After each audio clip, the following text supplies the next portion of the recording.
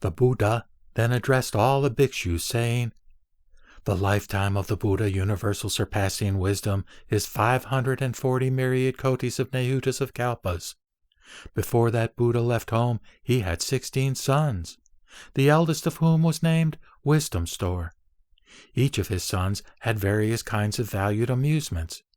But on hearing that their father had accomplished perfect enlightenment, they all gave up the things that they valued and went to pay their regards to the Buddha, their weeping mothers escorting them.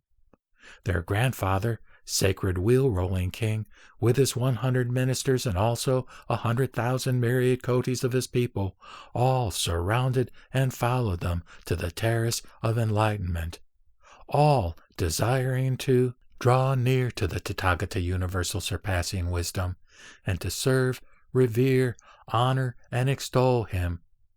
After they arrived, they did homage before his feet with their heads, and after making procession around him, with folded hands and in one mind, they gazed up to the world-honored one and praised him in verse. Thereupon all these 16 royal sons, when they had extolled the Buddha in verse, entreated the world-honored one to roll the law wheel on, saying, "World-honored one, preach the law and abundantly comfort, have compassion for, and benefit both gods and men." At that time, the Tathagata universal surpassing wisdom, receiving the entreaty of his 16 royal sons, rolled the law wheel. His discourse was, "Ignorance causes action. Action causes consciousness. Consciousness causes name and form. Name and form cause the 6 entrances or sense organs. The 6 entrances cause contact. Contact causes sensation. Sensation causes desire or love. Desire causes clinging. Clinging causes existence. Existence causes birth.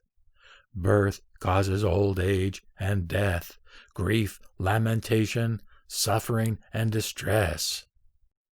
Ignorance annihilated, then action is annihilated. Action annihilated, then consciousness is annihilated.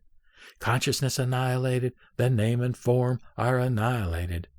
Name and form annihilated, then the 6 entrances are annihilated. The 6 entrances annihilated, then contact is annihilated. Contact annihilated, then sensation is annihilated. Sensation annihilated, then desire is annihilated. Desire annihilated, then clinging is annihilated. Clinging annihilated, then existence is annihilated. Existence annihilated, then birth is annihilated. Birth being annihilated, then are annihilated old age and death, grief, lamentation, suffering, and distress." The 16 royal sons addressed the Buddha, saying, "World-honored one, preach also to us the law of perfect enlightenment, and when we have heard it, we will all put the lesson into practice. World-honored one, we are longing for the Tathagata's knowledge. The thought of our inmost hearts thou dost prove and know." Then that Buddha, in the presence of the 4 groups, preached this great vehicle sutra named the Lotus Flower of the Wonderful Law, the law by which bodhisattvas are instructed and which the Buddhas watch over and keep in mind. While this sutra was being preached, the 16 bodhisattva Shramanaras all received it in faith.